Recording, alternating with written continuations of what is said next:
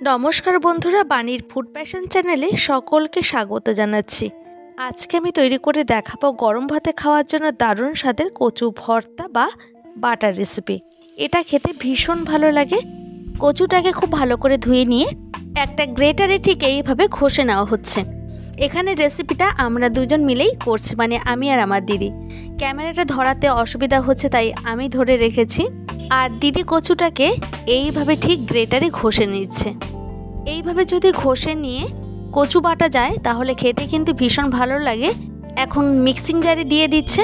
কচুটাকে এখানে খুব ভালো মতো গ্রেট করে নেওয়ার পর এরই মধ্যে দিয়ে দেবে শুকনো লঙ্কা ভাজা আর রসুন। তবে লঙ্কার পরিমাণটা তোমরা তোমাদের টেস্ট অনুযায়ী বাড়িয়ে বা কমিয়ে নিতে পারো।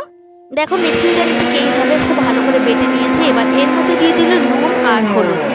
এখন গ্যাসের উপরে একটা কড়াই বসিয়ে দিয়েছে। কড়াইয়ের মধ্যে দিয়ে দিল পরিমাণ মতো সাদা তেল। তেলটা গরম হয়ে যাওয়ার পর ফোড়নে ব্যবহার করছে কালো জিরে 1 টিস্পুনের মতো দিয়ে দিল।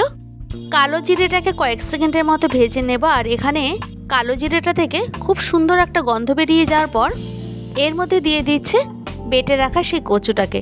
এর মধ্যে আর কোনো কিছুই দেব না, কারণ এর মধ্যে নুন, হলুদ, রসুন আর শুকনো লঙ্কা আছে। সমস্ত কিছুটাই এখন খুব ভালো করে এইভাবে দেখো কচুটাকে ভেজে নিতে হবে।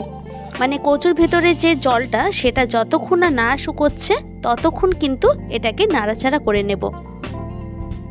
এইবার এর মধ্যে দিয়ে দিচ্ছে সামান্য একটু চিনি দানা। এটা পুরোটাই কিন্তু অপশনাল, চিনিটা দিলে স্বাদের ব্যালেন্স হয়।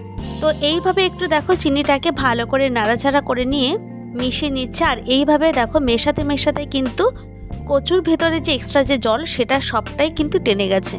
এখন আমরা গ্যাসের ফ্লেমটাকে অফ করে দিয়ে একটা প্লেটে সার্ভ করে নিচ্ছি। গরম ভাতে জাস্ট অসাধারণ লাগে। এইভাবে যদি কচু বাটার একটা রেসিপি হয় তাহলে আর অন্য কোনো কিছুর দরকার হবে না। যদি ভিডিওটি ভালো লাগে তোমাদের অবশ্যই কমেন্টে জানাতে পারো, আর ভালো লাগলে লাইক, কমেন্ট, শেয়ার করার অনুরোধ রইল। দেখা হবে নেক্সট কোনো ভিডিওতে। ভালো থাকবে প্রত্যেকেই, আর তোমরা কিন্তু সবাইকে ভালো রেখো। আমার সঙ্গে এতক্ষণ থাকার জন্য তোমাদেরকে অসংখ্য ধন্যবাদ।